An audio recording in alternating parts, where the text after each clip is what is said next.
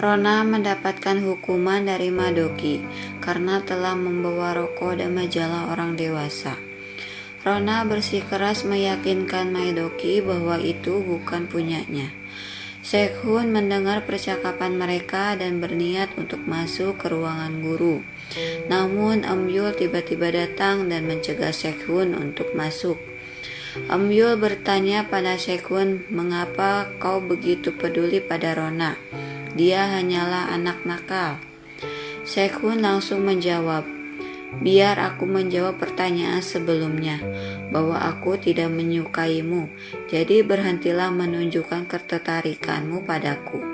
Yul menangis mendengar itu. Sekhun mengatakan pada Madoki bahwa dialah yang memasukkan rokok dan majalah itu ke dalam tas Rona.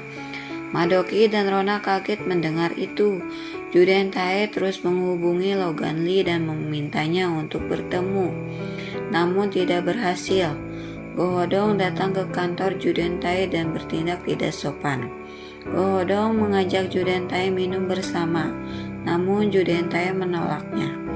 Gohodong pun pergi, namun sebelum pergi Judentai menyuruh asistennya untuk memberi pelajaran kepada Gohodong.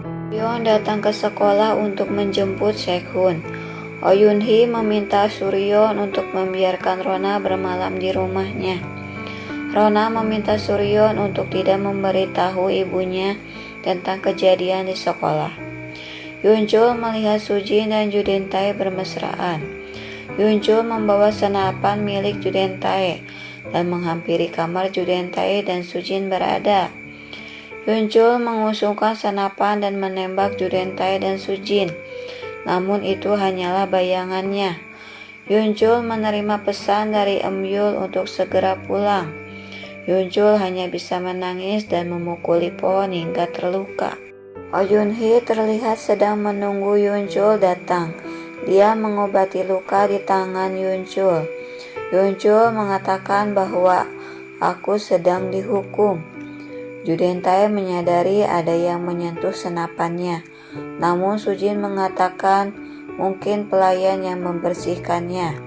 Sujin melihat jejak kaki di lantai, namun dia menghiraukannya. Ketika pulang, Sujin melihat mobil Yunchul penuh dengan lumpur, dan dia pun tidak melihat Yunchul berada di dalam rumah.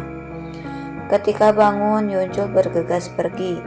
Rona melihat seseorang berlari.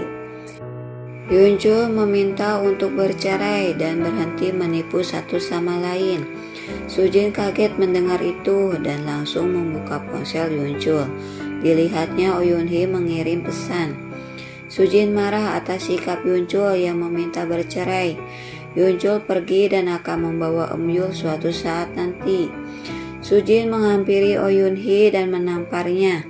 Sujin marah besar kepada Oyunhee, namun Oyunhee mengatakan, "Aku atau kau yang akan tersingkir."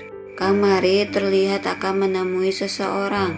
Dia menyuap petugas kepolisian untuk bisa bertemu dengan seorang pria.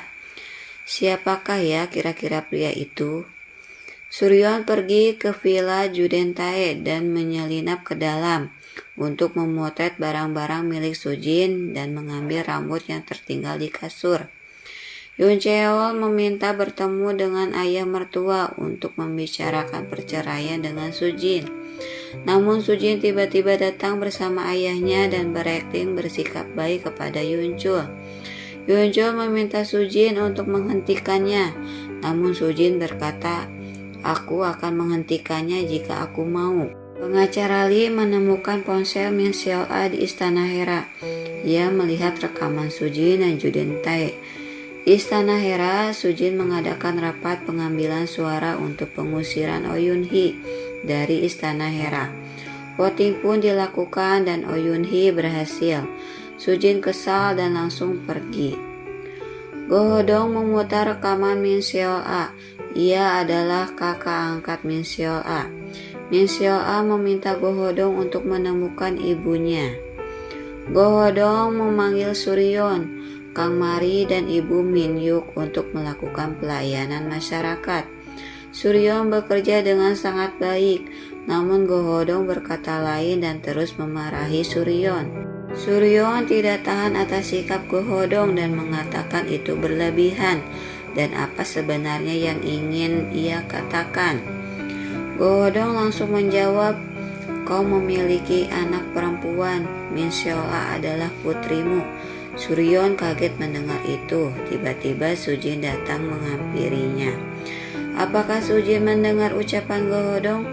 Saksikan episode selanjutnya dan jangan lupa subscribe.